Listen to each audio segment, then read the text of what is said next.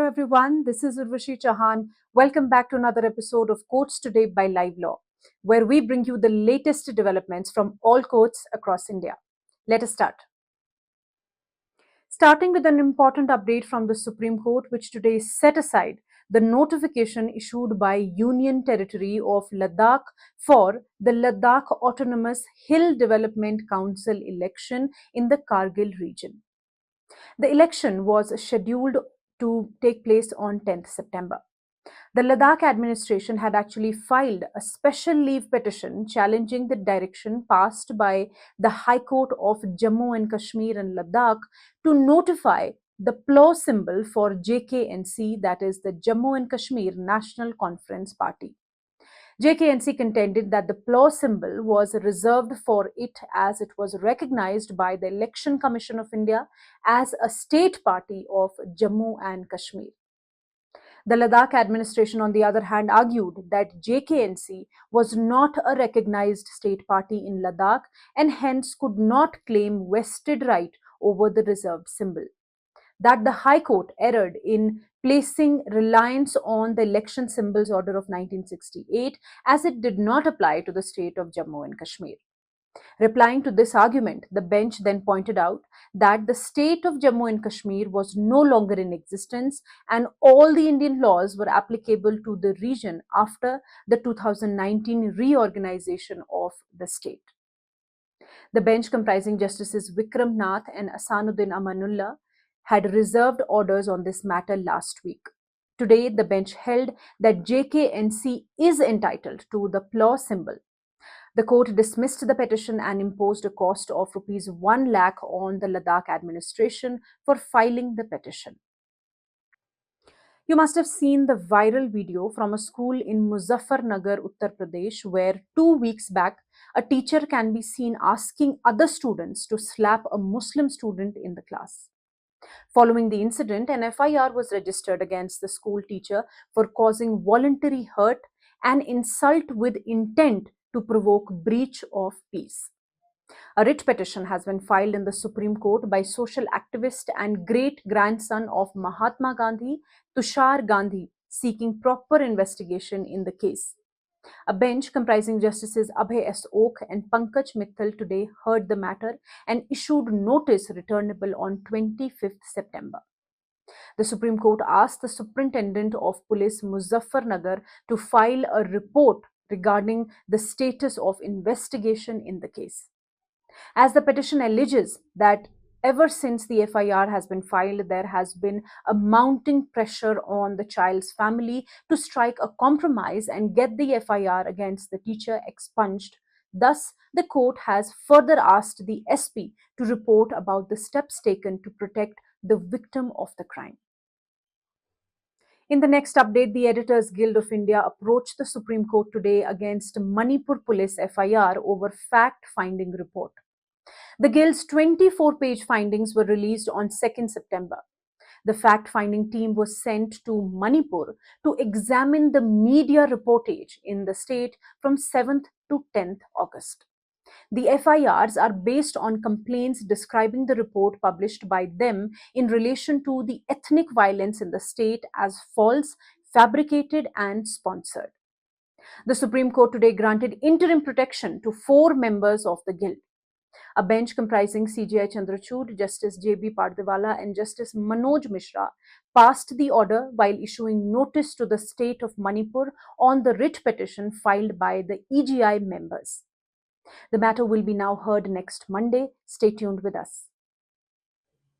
In the next update from the Supreme Court, it today dismissed a PIL petition seeking a cooling off period of 2 years before any retired judge of a constitutional court can accept a post-retirement appointment. This petition was filed by the Bombay Lawyers Association in May this year.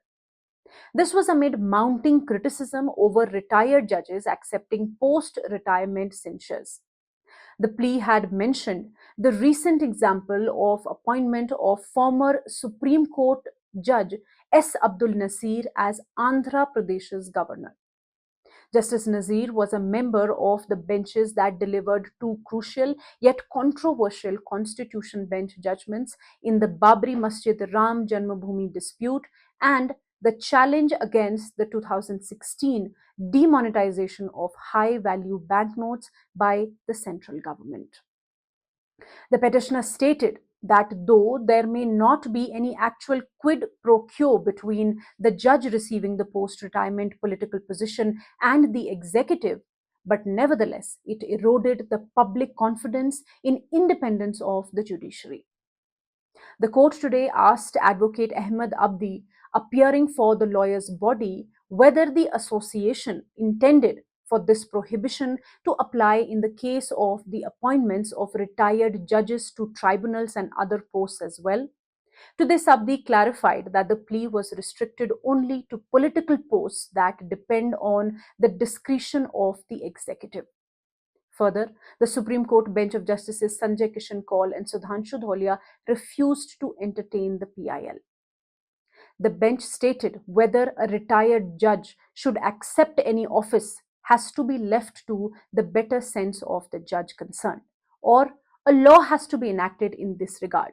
That it was not a subject matter of court's directions under Article 32, and nor could the court direct the legislature to enact any particular law.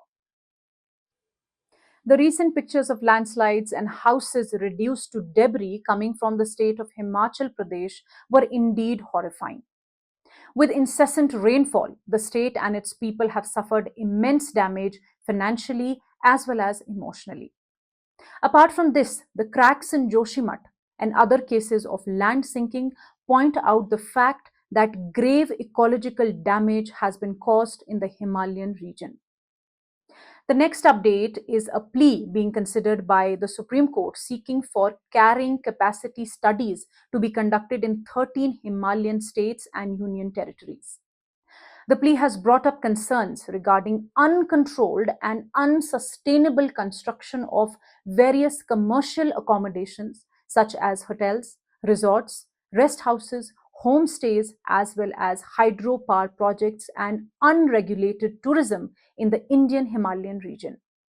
It also mentions issues relating to tunneling, hill blasting, high traffic volume, air and water pollution, and poor waste management.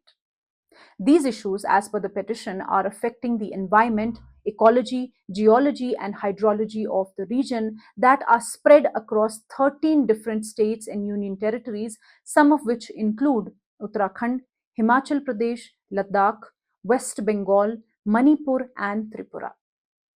Last month, a bench of CJI Chandrachud, Justice J.B. Pardewala, and Justice Manoj Mishra had directed the petitioner and the respondent to discuss and suggest a way forward on this issue. Now, the Ministry of Environment, Forest and Climate Change has submitted a report before the Apex Court suggesting the constitution of an expert committee to determine the carrying capacity of 13 Himalayan region states. The ministry has suggested that all 13 Himalayan states be directed to submit an action taken report and an action plan for taking steps to carry out the carrying capacity assessment as per guidelines prepared by GB Pant National Institute of Himalayan Environment. The Supreme Court has directed to list the plea against the central government over delay in notifying appointments to constitutional courts in the last week of September. The plea has been filed by Advocate Association Bengaluru, which has accused the centre of violating the top court's directions laid down in 2021 specifying timeline for judicial appointments. According to the plea, the centre has failed to adhere to the timeline prescribed by the top court. Last November, the court had issued notice and sought the responses of the Justice Secretary and the Additional Secretary to the government dealing with administration and appointments. Although Attorney General R. Venkataramani, on behalf of the government, had previously assured the court that the timeline for judicial appointments would be followed and the pending collegium recommendations would be cleared soon, despite this assurance, notification of various appointments remains pending. The matter was today orally mentioned for an early hearing before a bench of Justices Sanjay Kishan Kaul and Sudhanshu Dholia by Advocate Amit Pai, and the bench decided to post the matter to 25th September. Stay tuned with us for further updates on this matter. And now, two updates on Manipur violence cases. Firstly, the Supreme Court Bar Association has expressed serious concerns at the reports regarding the ransacking of the home and office of Manipur lawyer S. Chittaranjan for representing Kuki Professor Kham Khan Swan Hosing in a criminal case. Earlier this month, reports emerged that the home of Chittaranjan Housing's lawyer had been vandalized by a mob. Following this, he and three other Imphal-based lawyers told the Manipur High Court that they were withdrawing from representing the Hyderabad University professor, who is currently facing criminal charges over his alleged remarks against the Meitei community. The association has further urged the state government and police to provide adequate protection to the lawyers being threatened and promptly apprehend the people responsible for the attack. The second update is that senior advocate Meenakshi Arora, who is representing the judges committee constituted by the Supreme Court in relation to Manipur violence cases, took objection to certain adverse statements made against her in the affidavit filed by the Chief Secretary of the Manipur government. Saying that the affidavit was a direct attack on her, Arora said that she would recuse from appearing for the committee. CJI DY Chandrachud then told the Solicitor General Tushar Mehta, who was appearing for the state of Manipur, to avoid references to lawyers who are appearing in the case, as counsels appearing before the court do so as officers of the court and are only responsible to the court. The Kerala High Court has dismissed a PIL plea seeking to abolish the Kerala Administrative Tribunal. The petitioner, through the plea, sought the abolition of tribunal on the ground that the objectives of the tribunal, that is, reduction of the workload of High Court and the expenditure incurred by the government in conducting cases in the High Court, were not materialized because the decisions of the tribunal were being challenged before the High Court, which imposed a heavy financial burden on the state's exchequer and added expenditure, inconvenience, hardships to the litigants as well. The division bench, comprising Chief Justice A.J. Desai and Justice V.G. Arun, however, dismissed the plea on taking note of the objection raised by the respondents that a similar issue had been dealt with by the court in the previous case of Shri Kantan versus State of Kerala, where the High Court had upheld the establishment of the tribunal. Accordingly, the writ petition was dismissed. The lawyers across Uttar Pradesh have been protesting against the alleged police lathi charge on advocates in Hapur district last week. On Monday, the Allahabad High Court took suo motu cognizance of the strike.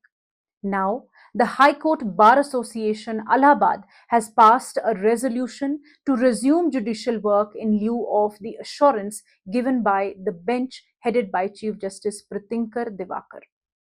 In the resolution, it has been stated that though the High Court has assured that necessary action will be taken, the advocates are disturbed by the actions of the police against lawyers across the state of Uttar Pradesh.